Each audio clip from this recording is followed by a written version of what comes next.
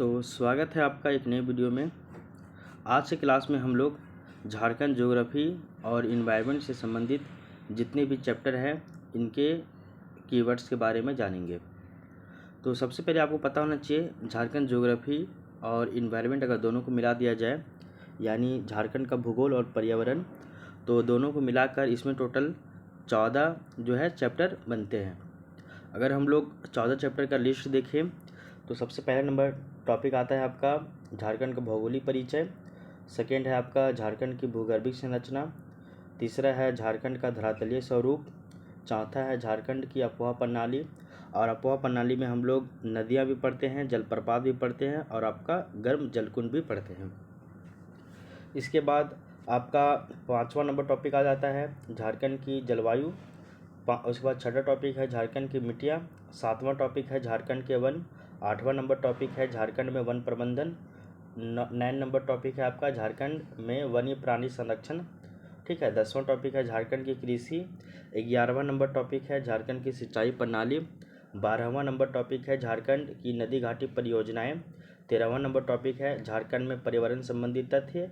और 14 number topic है झारखंड में आपदा प्रबंधन। ठीक है, ये आपका 14 को टोटल इसमें चैप्टर दिया हुआ है।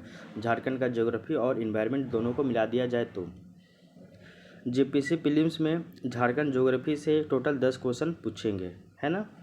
इसके बाद झारखंड में आपदा प्रबंधन से 5 क्वेश्चन है, अलग से 5 क्वेश्चन है।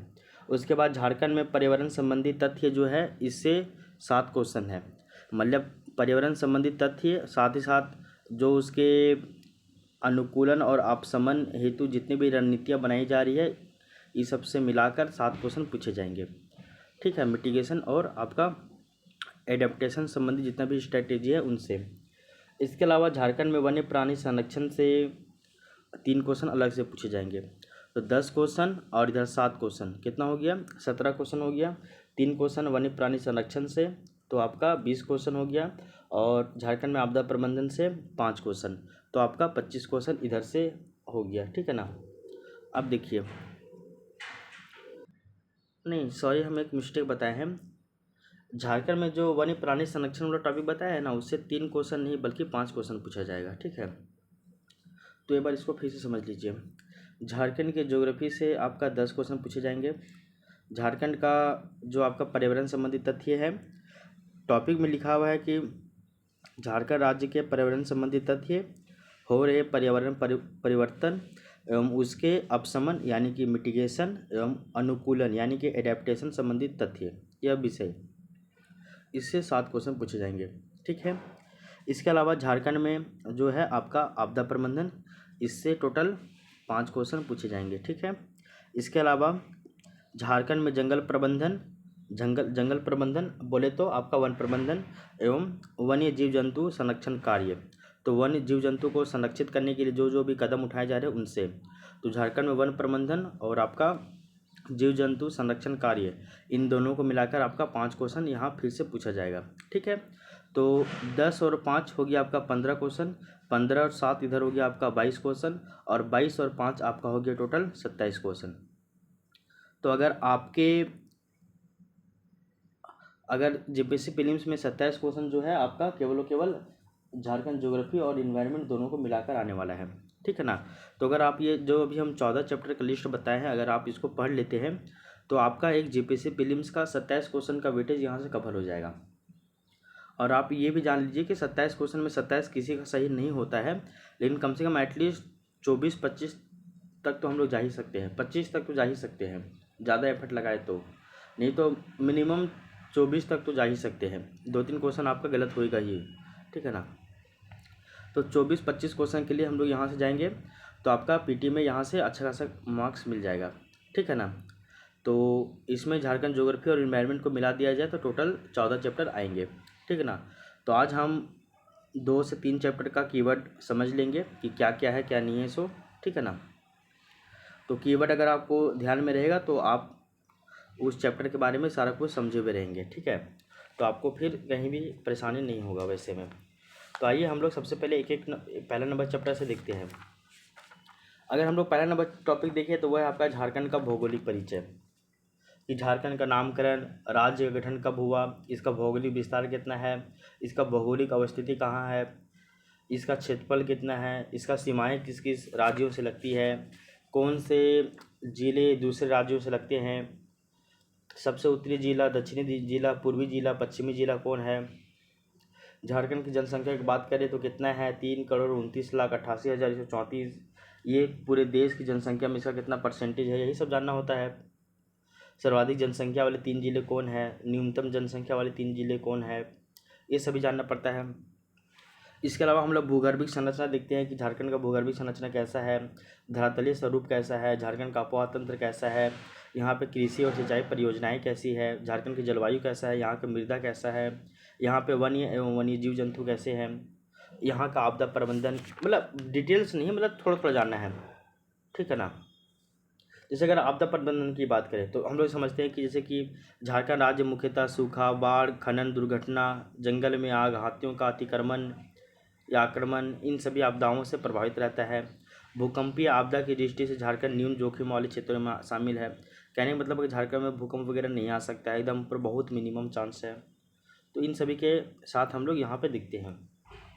तो भौगोलिक परिचय में ज़्यादा कुछ नहीं है, यहाँ पे लिखा हुआ है कि डायरेक्ट बुक से इसको फैक्ट याद करना है, 60 से 70 को फैक्ट है मात्र। और बुक बोले तो झारखंड सार संग्रह बुक से आप इसको याद कर लीजिएगा, ठीक है ना। तो कुछ नहीं है, बस वो फैक्चुअल डाटा है, वहाँ से इसको तैयार किया जा सकता है।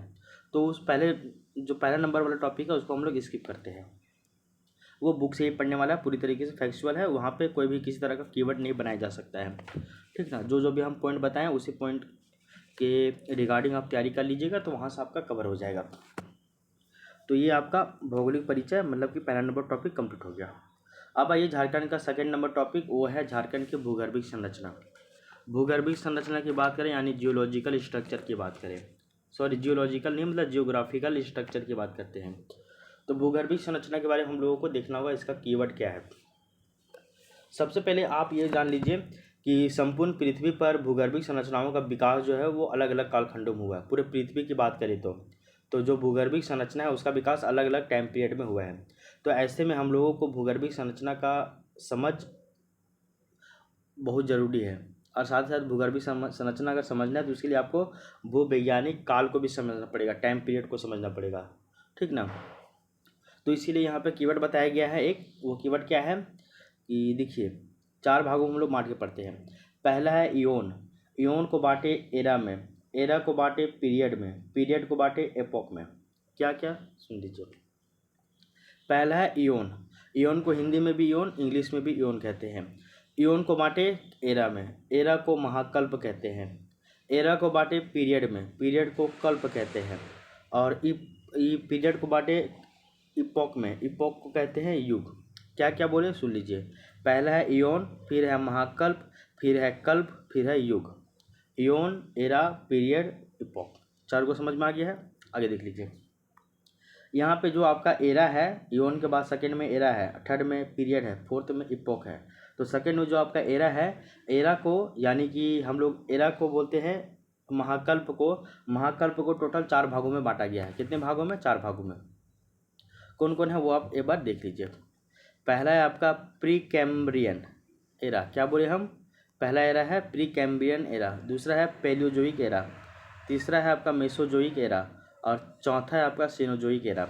तो 4 को एरा में बांटा गया है, pre Cambrian era, Palaeozoic era, Mesozoic era और आपका सेनोजोइक एरा, ठीक है। अब आगे देखिए। प्री कैम्ब्रियन एरा जो है उस समय 2 तरह का समूहों का विकास हुआ। एक तो आपका आर्कियन समूह का विकास हुआ और दूसरा प्रोटेरोजोइक समूह का विकास हुआ। किसका किसका बोले, देखिए ये अब किस टाइम में हुआ वो टाइम आपको जानना नहीं है, आप याद रख लीजिएगा कि प्री कैम्ब्रियन एरा, एरा बोले तो आपका महाकल्प में 2 चीज़ आता है, एक आपका आर्कियन समूह का चट्टान का निर्माण हुआ और एक आपका प्रोटेरोजोइक समूह की चट्टान का निर्माण हुआ। आर्कियन समूह की चट्टान में हम लोग 2 तरह का चट्टान को शामिल करते हैं, एक है आपका आर्कियन क्रम की चट्टान और एक है आपका धारवार क्रम की चट्टान, बस इतना याद रख लीजिएगा। और आप ये भी याद रख लीजिएगा कि आर्कियन समूह की जो चट्टान है वो पूरे भारत के सॉरी पूरे झारखंड के लगभग 90% भूभाग पे यही मिलता है। कौन? तो आर्कियन समूह की चट्टान, यानी कि आर्कियन चट्टान और आपका धारवार चट्टान। बस यहाँ तक याद हो गया है। आगे देख लीजिए। हम लोग ये भी जानते हैं कि पहले आपका प्री कैम्ब्रियन एरा में आर्कियन समूह की चट्टान बना, इसी से फिर आपका बाद में फिर आपका देखो पहले एक तरफ बना आपका आर्कियन समूह की चट्टान और एक तरफ बना आपका प्रोटेरोजोइक समूह की चट्टान, कहीं कहीं बीच बीच में, है ना। पूरे झारखंड में अधिकांश भागों में 90% भूभाग पे आर्कियन समूह की चट्टान फैला हुआ है, जिसमें आप आर्कियन क्रम की चट्टान और धारवार क्रम की चट्टान देखते हैं। जो आपका आर्कियन समूह है यहाँ पे आपका फॉसिल्स नहीं मिलेगा, यानी कि जीवाश्म नहीं मिलेगा। और अगर हम लोग बात करें झारखंड की सबसे प्राचीन संरचना कौन है, तो वो आपका आर्कियन समूह की चट्टान ही है। और ये इसी को हम लोग बोलते हैं प्रारंभिक चट्टान, या इसी को हम लोग बोलते हैं बेसमेंट कॉम्प्लेक्स, आधारभूत संरचना, है ना, ये भी इसको बोला जाता है। बाद में देखिए जब लावा का उद्भेदन हुआ, अंदर मैग्मा कहलाता, बाहर आने के बाद लावा कहलाता, लावा जब ठंडा हुआ तो उससे जो चट्टान बना वही आपका आर्कियन समूह की चट्टान बना, यानी कि आर्कियन क्रम की चट्टान पहले बना, फिर आर्कियन क्रम की चट्टानों का, यानी कि आर्कियन नहीं समझो, इसे समझो मैग्मा, मतलब मैग्मा बाहर आया यानी कि लावा कहलाया, फिर लावा जब ठंडा हुआ तो वो समझिए पृथ्वी के अंदर जब भी रहता है तो वो मैग्मा कहलाता है, पृथ्वी के बाहर जैसे आएगा वो लावा कहलाएगा, फिर लावा जैसे ठंडा होगा वो आर्कियन चट्टान बनेगा, सॉरी आग्नेय चट्टान बनेगा। क्या चट्टान बनेगा? आग्नेय चट्टान बनेगा। फिर आग्नेय चट्टान का बाद में अनच्छादन होगा, अनच्छादन बोले तो आपका डेनुडेशन होगा। अनच्छादन यानी कि डेनुडेशन। आच्छादन में 3 प्रोसेस आता है, एक आपका आता है अपक्षयन यानी कि डिग्रेडेशन, दूसरा आता है आपका अपर्दन यानी कि इरोजन, और तीसरा आता है आपका निक्षेपण यानी कि डिपोजिशन। तो डेनुडेशन हुआ जिसमें डिग्रेडेशन, इरोजन और आपका डिपोजिशन, ये 3 काम हुआ। फिर यही जो है प्रोसेस अनच्छादन के बाद यही जो है रूपांतरित चट्टान में परिवर्तित हो गया, मतलब आग्नेय चट्टान ही रूपांतरित चट्टान बना डेनुडेशन के द्वारा यानी कि आच्छादन के द्वारा। ठीक है, यहाँ तक समझ में आ गया। अब आगे देखिए आर्कियन चट्टान के बारे में याद रखिएगा कि जब गर्म और तरल लावा जब जैसे ही बाहर निकला उसके बाद जब ठंडा हुआ तो वो ग्रेनाइट चट्टान बन गया यानी कि आग्नेय चट्टान बन गया, और वो जीवाश्म रहित है यानी कि इसमें जीवाश्म नहीं रहेगा। ये आपका ग्रेनाइट नीस और शिस्ट के रूप में मिलेगा, बहुतायत मात्रा में नीस मिलेगा आग्नेय चट्टान में। ठीक है, आगे देख लीजिए। इसके बाद आपका धारवार क्रम की चट्टान। तो हम लोग जानते हैं कि आग्नेय चट्टान का जब अपर्दन और निक्षेपण हुआ, अपर्दन यानी कि इरोजन, निक्षेपण यानी कि डिपोजिशन, ठीक है ना, और अपक्षयन यानी कि डिग्रेडेशन, और अनच्छादन यानी कि डेनुडेशन, ये सब याद रखिएगा वर्ड। तो जब आग्नेय चट्टान का ही, या बोलिए आप आर्कियन क्रम के चट्टान का ही जब अपर्दन और निक्षेपण हुआ तो उससे ही धारवार क्रम की चट्टान का निर्माण हुआ। इसको धारवार इसलिए कहते हैं क्योंकि इसकी सर्वप्रथम जानकारी हम लोगों को कर्नाटक के धारवाड़ जिले में मिलती है, इसलिए इसका नाम धारवाड़ मिल गया। ये चट्टान में भी जीवाश्म नहीं रहेगा, कहने का मतलब आर्कियन समूह की चट्टान में जीवाश्म नहीं रहेगा, ना ही आर्कियन क्रम की चट्टान में, ना ही धारवाड़ क्रम की चट्टान में। धारवाड़ क्रम की चट्टान का अगर मूल विस्तार देखें तो इसको हम लोग कहाँ पे मेनली पाते हैं, तो वो आपका कोल्हान क्षेत्र में इसका मेनली विस्तार है, इसलिए इसको हम लोग कोल्हान क्रम की चट्टान भी कहते हैं। धारवाड़ क्रम की चट्टान में लो अयस्क जो है बहुत अधिक मात्रा में मिलता है, इसलिए इसको हम लोग लो अयस्क की श्रृंखला यानी कि आयरन और सीरीज भी कहते हैं। और इन चट्टानों को धात्विक चट्टान का खनिज भी कहा जाता है, धारवाड़ क्रम की चट्टान का। इसका बेसिकली इसका कोल्हान जो प्रमंडल है, पूर्वी सिंहभूम, पश्चिमी सिंहभूम, सरायकेला, खरसावां, यहाँ पे ये बहुत अधिक मात्रा में देखने को मिलता है धारवाड़ क्रम की चट्टान। और इसमें धात्विक खनिज बहुत अधिक मात्रा में मिलता है, जैसे कि लोहा, तांबा, बॉक्साइट, निकेल, सोना, मैग्नीज, चांदी इत्यादि। इसके अलावा देख लीजिए खूंटी साइड में एक विशेष तरह का चट्टान मिलता है जिसको हम लोग खोंडोलाइट और आपको बिजवाड़ा चट्टान भी कहते हैं। तो खूंटी तरफ एक विशेष तरह का चट्टान मिलता है जिसको खोंडोलाइट या फिर उसी को बिजवाड़ा चट्टान कहा जाता है, ठीक है ना। रांची पहाड़ी का भी निर्माण जो है वो आपका खोंडोलाइट चट्टान से ही हुआ है। और ये चट्टान में मेनली ग्रेफाइट मिलता है, सिलीमेनाइट मिलता है, ग्रेफाइट, सिलीमेनाइट मिलता है और आपका फेल्सफर मिलता है। यहाँ तक समझ में आ गया है। ये हो गया आपका आर्कियन समूह की चट्टान, जिसमें आर्कियन क्रम की चट्टान और आपका धारवाड़ क्रम की चट्टान के बारे में हम लोग जान गए हैं। सेकेंड आइए प्री कैम्ब्रियन एरा में ही, वो है आपका प्रोटेरोजोइक समूह की चट्टान। आगे देख लीजिए प्रोटेरोजोइक चट्टान जो है, समूह की चट्टान जो है, इसमें जीवाश्म वगैरह मिलेंगे। और प्रोटेरोजोइक समूह की चट्टान को 2 भागों में बांटा गया, एक है आपका कुडप्पा क्रम की चट्टान और एक है आपका विंध्यन क्रम की चट्टान। कुडप्पा क्रम की चट्टान इसका भी नाम कहाँ मिलता है, क्योंकि देखिए इसका भी नाम कुडप्पा इसलिए पड़ा क्योंकि ये मिला आंध्र प्रदेश के कुडप्पा जिले में। वो मिला था कर्नाटक के धरवार में, इसलिए उसका नाम धरवार चट्टान, और ये मिला आंध्र प्रदेश के कुडप्पा जिले में, तब इसका नाम कुडप्पा चट्टान मिल गया। झारखंड में जो है कुडप्पा चट्टान बहुत कम मिलता है, एकदम ना के बराबर मिलता है, लेकिन वांडिया राम कुमार तिवारी का मानना है कुछ कुछ ये पैचेस में मिलता है, छोटे छोटे क्षेत्र में। इसका विस्तार कहीं के बोला जाता है कि कोल्हान उच्च भूमि में है, ठीक है ना, दक्षिण भाग में, दक्षिणी झारखंड में कोल्हान उच्च भूमि वाले क्षेत्रों में मिलता है। आगे देख लीजिए, कुडप्पा के बारे में ज़्यादा जानकारी नहीं रखना है, बस यही 2 लाइन याद रखिएगा बस। उसके बाद आ जाइए विंध्यन क्रम की चट्टान। विंध्यन क्रम की चट्टान के बारे में याद रख लीजिएगा कि विंध्यन क्रम की चट्टान जो है वो झारखंड के उत्तर पश्चिम भाग में मिलता है, खास करके ये सोन नदी के सहारे। तो विंध्यन क्रम की चट्टान सोन नदी के सहारे खास करके ये गढ़वा जिले में देखने को मिलता है, और ये भी अल्प मात्रा में मिलेगा, ज़्यादा बड़े अधिक मात्रा में नहीं मिलेगा, ठीक है। ये चट्टान बेसिकली रोहतास पठार का ही दक्षिणी हिस्सा है। रोहतास पठार बोले तो बिहार में, उसका दक्षिणी भाग गढ़वा वाले क्षेत्र में आपका विंध्यन क्रम की चट्टान है। अवसादों के जमाव के कारण यहाँ पे आपका बलुआ पत्थर और चूना पत्थर इसमें बहुत अधिक मात्रा में मिलता है। क्यों? क्योंकि यहाँ पे अवसादों का जमा हुआ है। यहाँ तो समझ में आ गया है, बस इसको इतने ही तक याद रखना है। अब आपका प्री कैम्ब्रियन एरा कंप्लीट हो गया है। प्री कैम्ब्रियन एरा के बाद नेक्स्ट चलिए आपका पेलियोजोइक एरा। पेलियोजोइक एरा के बारे में याद रख लीजिएगा एक पॉइंट कि पेलियोजोइक को हम लोग बोलते हैं पुराजीवी। क्या बोलते हैं? पुराजीवी। तो याद रख लीजिएगा कि झारखंड में जो गोंडवाना क्रम की चट्टानों का निर्माण जो है वो आपका पुराजीवी कल्प में हुआ है। कल्प यानी कि आपका एरा में हुआ है, ठीक है ना।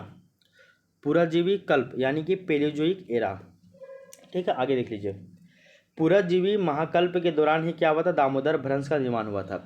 यहाँ पे लिखा हुआ एक पॉइंट समझ लीजिए, पेलियोजोइक यानी कि पुराजीवी महाकल्प में ही दामोदर भ्रंश बना था, और इस भ्रंश में तलछटों का जमा होने पर देखिए, फिर जब भ्रंश बन गया, भ्रंश बनने के बाद यानी कि ये आपका ये दरार आ गया। अब उसी दरार में क्या हुआ?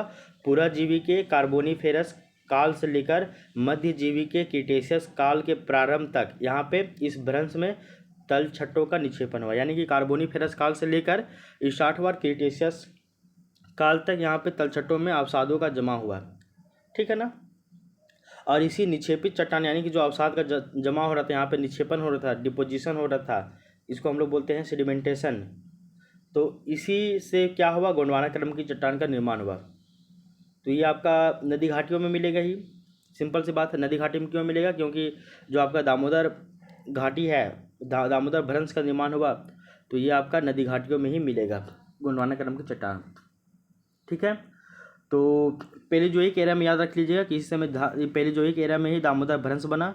बाद में फिर हम लोग देखते हैं कि आपका यहीं पे भ्रंश में तलछटों में आपका अवसादों का जमा हुआ, जिसके बाद गोंडवाना क्रम की चट्टान का निर्माण हो जाता है।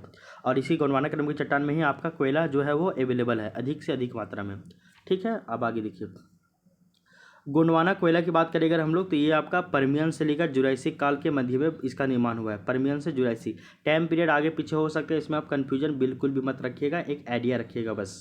तो गोंडवाना कोयले का निर्माण परमियन से लेकर जुरासिक के मध्य में हुआ है। झारखंड में जो कोयला है वो टोटल 8 गो नदी घाटी में मिलता है। पहला दामोदर नदी घाटी, दूसरा ब्राकर नदी घाटी, तीसरा औरंगा नदी घाटी, मतलब उत्तरी कोयल और औरंगा नदी घाटी, चौथा सोन नदी घाटी, पाँचवा अजय नदी घाटी, छठा ब्राह्मणी नदी घाटी, सातवां बांसलोई नदी घाटी और आठवां गुमानी नदी घाटी। तो झारखंड में कोयला टोटल 8 नदी घाटियों में मिलता है गोंडवाना कोयला। क्लियर? आगे देख लो, ये जो आपका गोंडवाना चट्टान है इसको फिर से अलग से 5 गो उप समूह में फिर से बांटा गया है। 8 गो नदी घाटी में मिलेगा, फिर आपका 5 गो उप समूह में ही मिलेगा। कौन कौन उप समूह है देख लीजिए, 5 गो उप समूह है। पहला है आपका रानीगंज उप समूह, और ये समूह जो है रानीगंज बोले तो उड़ीसा में है, तालचर बोले तो उड़ीसा में है। तो रानीगंज उप समूह, जो रानीगंज मैंने उड़ीसा में जो कोयला मिल रहा है वही सेम कोयला झारखंड के धनबाद में झरिया में भी मिल रहा है, ठीक है ना। धनबाद जिले के झरिया प्रखंड में भी मिल रहा है। तो रानीगंज उप समूह यहाँ पे जो है ये इस समूह का कोयला धनबाद में मिलता है, झरिया में। उसके बाद सेकेंड है तालचर समूह। तालचर समूह का कोयला जो है वो आपका पलामू और लातेहार में मिलता है, ये आपका सोन नदी के सहारे, सॉरी उत्तरी कोयल नदी के सहारे। तो उत्तरी कोयल नदी के सहारे आपका जो है वो तालचा समूह का कोयला मिलेगा। तीसरा है आपका दामोदर समूह का कोयला, और दामोदर समूह का कोयला जो है वो आपका निचली दामोदर घाटी में मिलेगा। मान लीजिए ऐसा एग्जाम्पल, ये आपका दामोदर घाटी है, ये मान लीजिए ये आपका निचली दामोदर घाटी है और ये आपका ऊपरी दामोदर घाटी है, ठीक है ना। ये हो गया आपका ऊपरी दामोदर घाटी और ये हो गया आपका निचली दामोदर घाटी। क्लियर। निचली दामोदर घाटी जो है यहाँ पे आपका दामोदा क्रम की चट्टान मिलेगा। किसका? दामोदा क्रम की चट्टान मिलेगा। और ऊपरी दामोदर घाटी में यहाँ पे आपका बराकर समूह का कोयला मिलेगा। यहाँ पे दामोदर समूह का कोयला मिलेगा, यहाँ पे बराकर समूह का कोयला मिलेगा। निचली में दामोदा क्रम की चट्टान कोयला मिलेगा और ऊपरी दामोदर घाटी में बराकर समूह का कोयला मिलेगा। ठीक है, आगे देख लीजिए। और ये जो दामोदा क्रम की जो चट्टान मिलेगा निचली दामोदर घाटी में, यहाँ पे ये आपका हाई ग्रेड बिटुमिनस मिलेगा। क्या मिलेगा? High grade bituminous. इसके बाद देख लीजिए, एक आता है आपका करहरबारी समूह का कोयला, और करहरबारी समूह का कोयला जो है वो आपका कर्णपुरा में मिलेगा, बोकारो में मिलेगा और आपका गिरिडीह में मिलेगा। तो कर्णपुरा, उत्तरी कर्णपुरा, दक्षिणी कर्णपुरा, बोकारो, गिरिडीह, इन सभी में आपका करहरबारी समूह का कोयला मिलेगा। और ये आपका मिडिल ग्रेड बिटुमिनस रहेगा। क्या रहेगा? तो मिडिल ग्रेड बिटुमिनस रहेगा। हाई ग्रेड बिटुमिनस दामोदर क्रम की कोयला, ये आपका निम्न दामोदर घाटी में, और आपका ऊपरी दामोदर घाटी में बराकर समूह का कोयला मिलेगा। वो आपका ये है रामगढ़, पतरातू, मांडू, कुजू, ये सभी में। तो रामगढ़, पतरातू, कुजू, मांडू, याद हो गया। तो 5 गो उपसमूह कौन कौन है सुन लीजिए। रानीगंज उपसमूह, तालचर उपसमूह, दामोदा उपसमूह, करहरबारी उपसमूह, बराकर उपसमूह। क्लियर। आगे देख लीजिए। तो आपका पेलियोजोइक एरा भी कंप्लीट हो गया है। फिर आइए मेसोजोइक एरा, यानी कि मध्यजीवी महाकल्प। मेसोजोइक एरा में याद रख लीजिएगा कि आपका क्रीटेशियस से लेकर जुरासिक के बीच में यहाँ पे 2 तरह का काम हुआ था। 2 को कांड क्या क्या हुआ तो देख लीजिए। एक आपका राजमहल क्षेत्र में लावा का उद्भेदन हुआ था, राजमहल लावा फ्लो, और एक आपका पाट रीजन में लावा फ्लो हुआ था, यानी कि पाट लावा फ्लो। 2 को काम हुआ था, ठीक ना। और इसी से आपका राजमहल ट्रैप का भी निर्माण हुआ था। राजमहल ट्रैप यानी कि राजमहल में लावा फ्लो हुआ तो वहाँ पे एक चट्टान का निर्माण हुआ, पहाड़ वहाड़ का निर्माण हुआ, इस सभी की बात करें। तो मेसोजोइक में 2 काम हुआ, क्या क्या याद रखिए। पहला है राजमहल लावा फ्लो और दूसरा है पाट लावा फ्लो।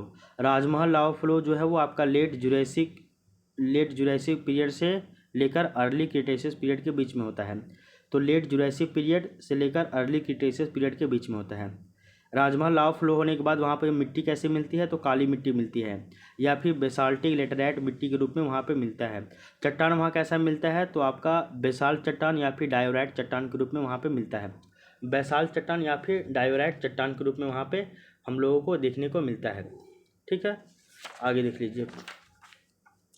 इसी में याद रख लीजिएगा, राजमहल ट्रैप बना यानी कि राजमहल लावा फ्लो हुआ तब वहाँ पे मिट्टी कैसे मिलेगी? ब्लैक मिट्टी मिलेगी, काली मिट्टी। चट्टान कैसे मिलेगा? तो बेसाल्ट चट्टान या फिर डायोराइट चट्टान के रूप में वहाँ पे मिलेगा। ठीक है ना, याद हो गया। राजमहल ट्रैप का अगर विस्तार देखें तो ये आपका उत्तर पूर्वी भाग में, साहेबगंज के पूर्वोत्तर भाग में और पाकुड़ के पूर्वी भाग में मिलेगा। ठीक ना, इसके अलावा ये यहाँ तक समझ में आ गया है। ठीक ना, यहाँ पे काली मृदा मिलेगी और आपका डायोराइट और बेसाल्ट चट्टान मिलेगा। अब आ जाइए पाट लावा फ्लो, ये भी आपका मेसोजोइक जो एरा में हुआ था।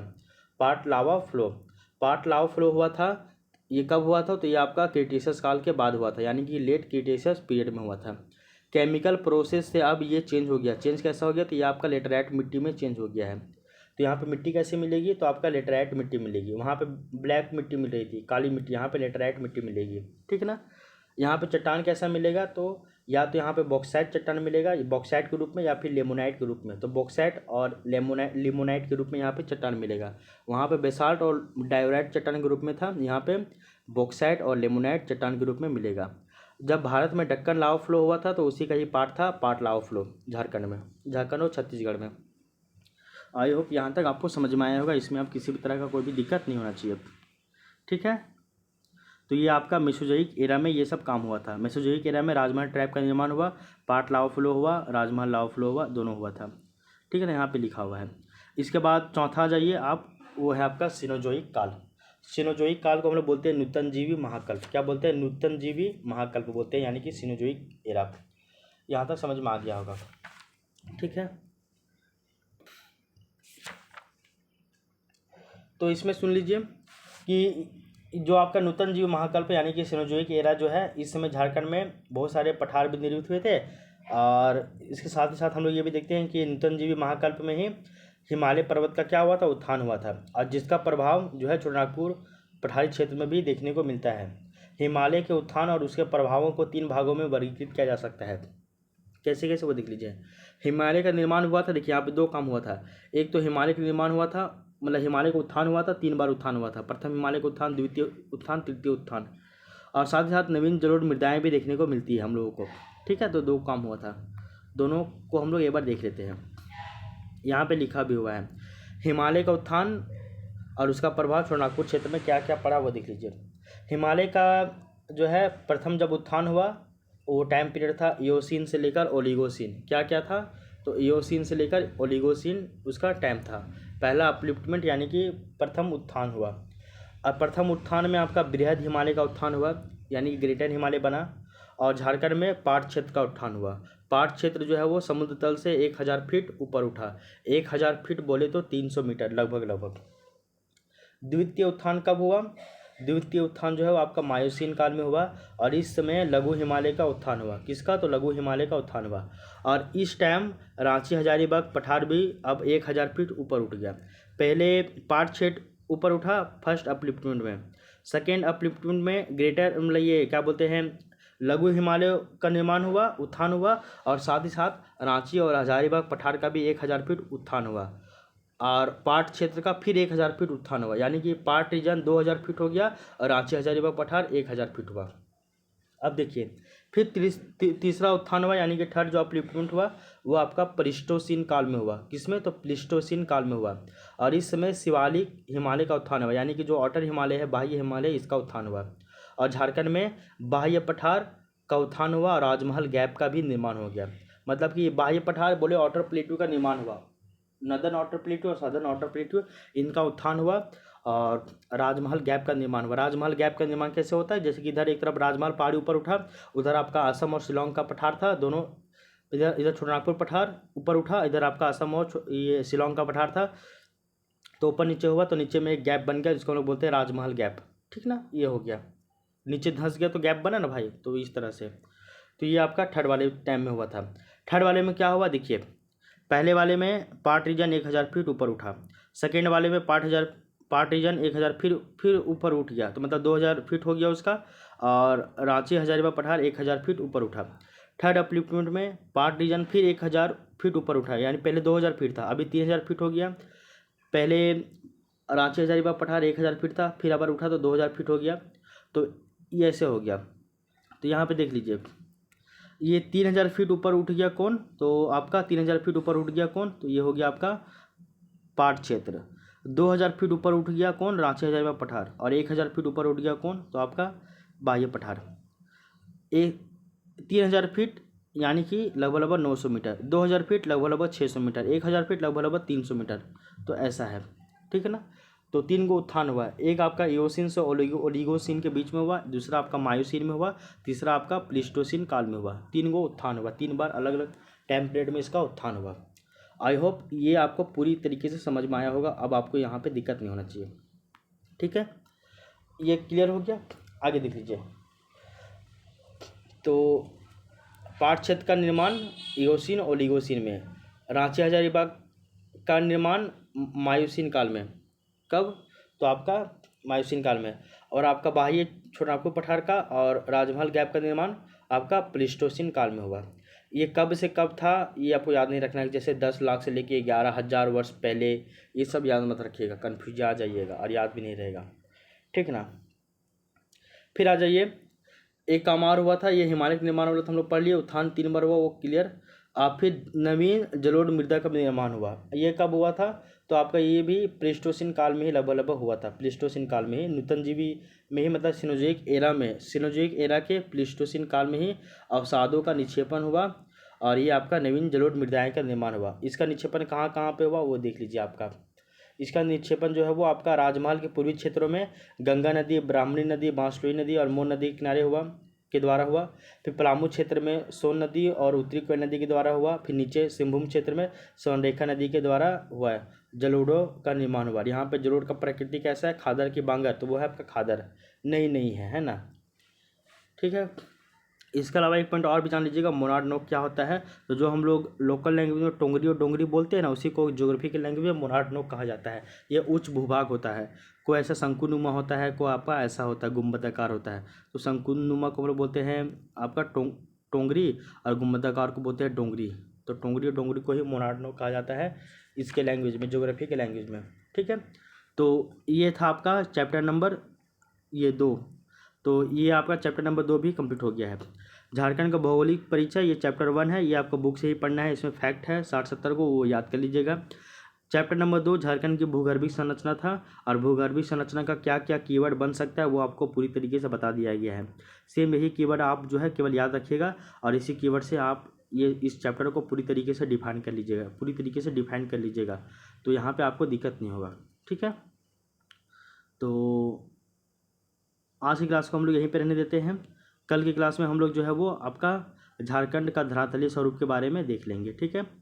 तो ठीक है, फिर मिलते हैं नेक्स्ट क्लास में। तब तक के लिए thank you, take care, bye bye.